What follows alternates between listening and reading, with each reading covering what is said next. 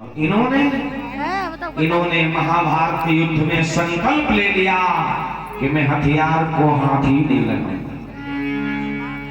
कैसा जीवन में अंतर है। राम जी ने युद्ध अपने हाथों से किया और भगवान कृष्ण ने युद्ध कराया। अपने हाथ से नहीं किया लेकिन कराया।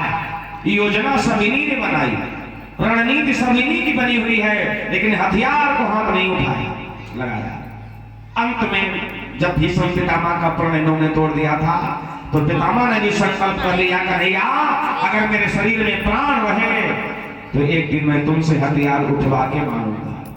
भगवान ने कहा भक्त के लिए तुम्हें सब कुछ करने को तैयार हो। मेरा मान टले टल जाए, जन का मान टलते देखा, प्रबल प्रेम के पाले पड़कर प्रभु को नियम बदलते देखा। भक्त के खातिर भगवान नियम बदल देते हैं, लेकिन वैसे कन्हैया ने कभी हथियार को हाथ नहीं लगाया।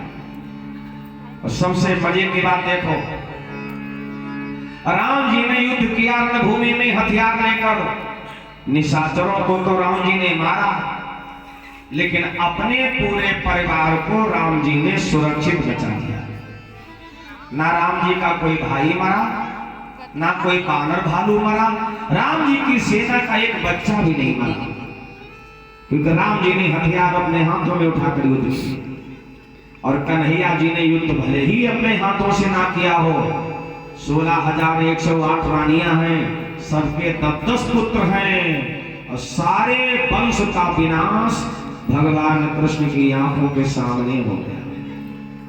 पूरे यदुवंश का विनाश हो गया।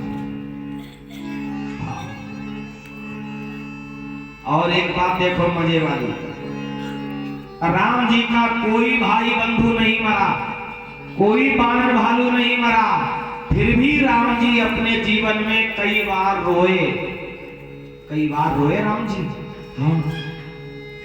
पिता को जब दुखी देखा तो राम जी रोए, सीता का जब हरण हो गया तो राम जी रोए, घायल जटायु को देखा, जल भर नयन कहे रघुराई, तात कर्मन जिते गति पाई, जटायु को देखकर रोए। लक्ष्मण के शक्ति लगी तब राम जी रोए। राम जी ना जाने कितनी बार रोए, लेकिन कन्हैया इतने बड़े वंश का विनाश हो गया, कभी कन्हैया की आंख में आंसू नहीं आया। भगवान कृष्ण कहीं पर नहीं रोए। पूरी कथा में आप बता दो भगवान कहीं दुख में रोए हैं।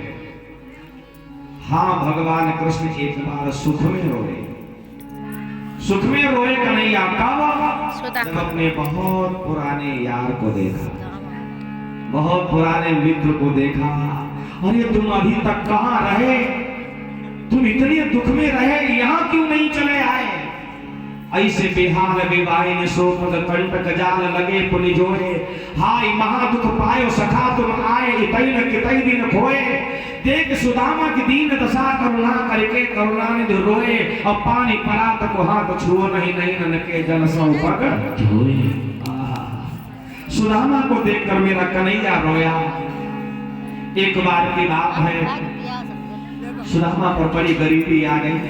कथा तो आप लोग जानते ही हैं। सुशीला की पत्नी का नाम है। सुशीला ने कई बार कहा स्वामी तुम तो कहते हो द्वारिकाधीश हमारा मित्र है, अरे तनिक द्वारिकाधीश के पास क्यों नहीं चले जाते, थोड़ा बहुत ले आओ।